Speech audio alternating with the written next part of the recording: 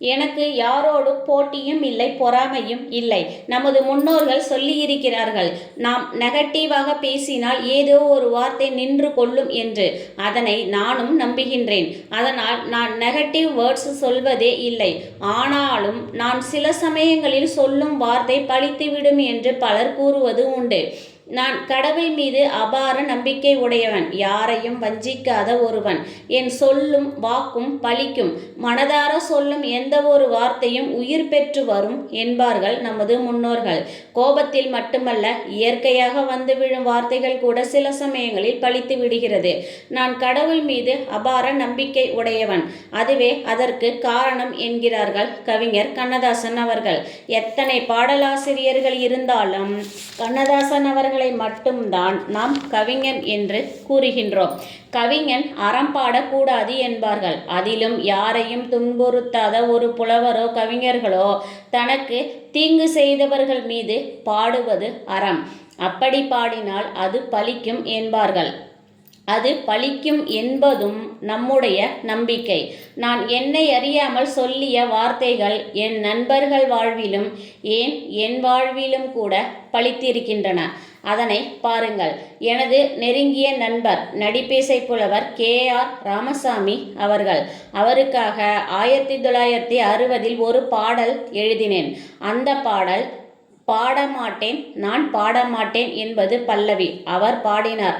அதன் பிறகு அவர் பாடவே இல்லை என்கிறார் கவியரசு கண்ணதாசன் அவர்கள்.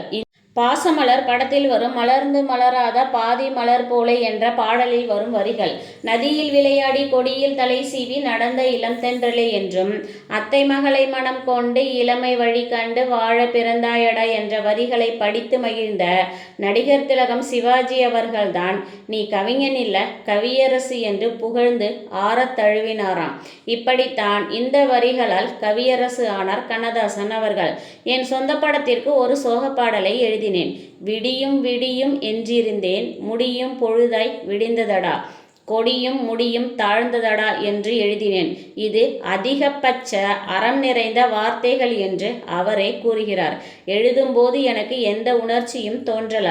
அப்படத்தால் எனக்கு விழுந்த அடி நான் 10 ஆண்டு எழ முடியவில்லை, கலங்கி போய்விட்டேன். அந்த படத்தினுடைய படப்பிடிப்பு கிண்டியில் இருந்த ஒரு ஸ்டூடியோவில். அந்த ஸ்டூடியோ நிர்வாகியிடம் 10,000 ரூபாய் அட்வான்ஸ் தந்து நாளை எனது படப்பிடிப்பு என்று சொல்லிவிட்டு வந்துவிட்டேன். மறுநாள் நடிகர்களோடு இயக்குனர் மற்றும் அசிஸ்டன்ட் கேமராமேன் அனைவரும் சென்று விட்டார்கள்.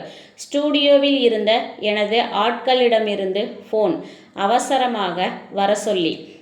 உடனே நான் சென்றவுடன் அங்கு வேறு ஒரு படத்திற்கான கால்ஷீட் தந்துவிட்டதாகவும் நிர்வாகி சொல்ல, எனக்கு எங்கிருந்து தான் வந்ததோ கோபம், துக்கம் தொண்டையை அடைக்க ஸ்டூடியோ நிர்வாகியை கண்டபடி திட்டினேன். திட்டியதோடு விட்டிருக்கலாம், ஆத்திரம் தாங்கல. உன் ஸ்டூடியோ எரிந்து சாம்பலாகட்டும் என்று சொல்லிவிட்டேன். என் அலுவலகத்திற்கு வந்துவிட்டேன். சண்டை நடந்த அந்த சமயத்தில் இசையமைப்பாளர் MSVயும் என்னோடு தான் இருந்தார். கோபத்தோடு என் அலுவலகம் வந்து அமர்ந்ததுதான்.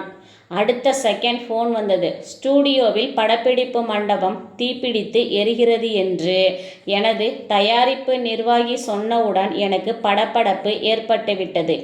என்னுடன் இருந்த MSV அவர்கள் சொன்னது, தயவு செய்து இனிமேல் இதுபோல் யாரையும் சொல்லாதீங்க அண்ணன் என்று கொஞ்சம் தயவு கூர்ந்து கேட்டுக்கொண்டார்.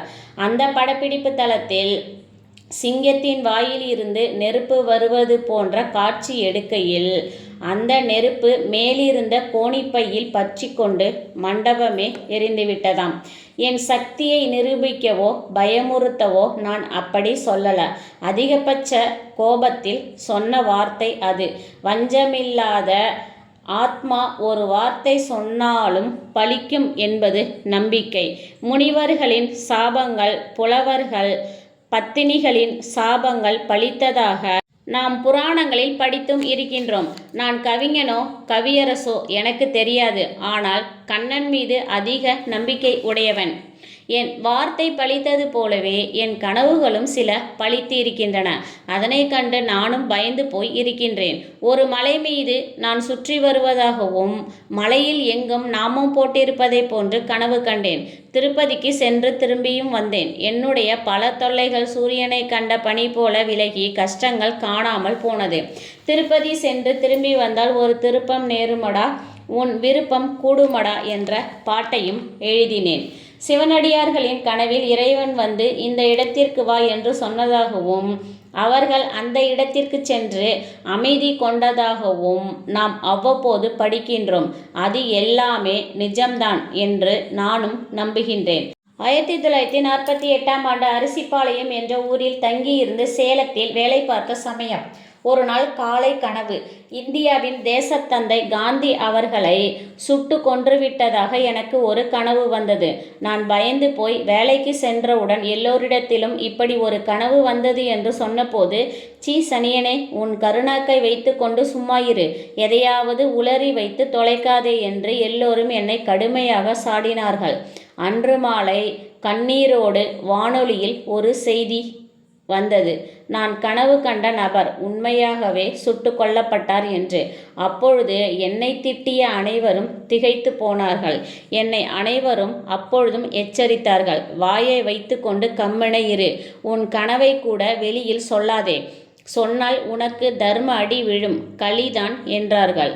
உண்மையில் அப்பொழுது நான் அதிர்ந்துதான் போய்விட்டேன். அந்த பயம் தெளியவே எனக்கு வெகு நாட்கள் ஆனது என்கிறார் கண்ணதாசன் அவர்கள். நிர்மலமான தூக்கத்தில், அதாவது கவலையில்லா தூக்கத்தில், கள்ளமற்ற உள்ளத்தில் தோன்றும் கனவுகள் பலிக்கின்றன என்பது நம்பிக்கை. அது போன்றதொரு கனவுகளை வரவழைக்க முடியாது. அவை ஆண்டவன் போட்டு காட்டும் படங்கள் என்றே நானும் நம்புகின்றேன். தனது கனவுகள் பற்றி கண்ணதாசன் அவர்கள் தனது அர்த்தமுள்ள இந்து மத நூலில் பதிவு செய்தும் இருக்கிறார். வஞ்சமில்லா வாழ்க்கையிலே தோல்விகள் இல்லை என்று ஒரு பாடலை எழுதினார் கவிஞர் கண்ணதாசன் அவர்கள். அந்த வரிகளுக்கு ஏற்ப அவர் வஞ்சமில்லா மனிதர்தான். நன்றி.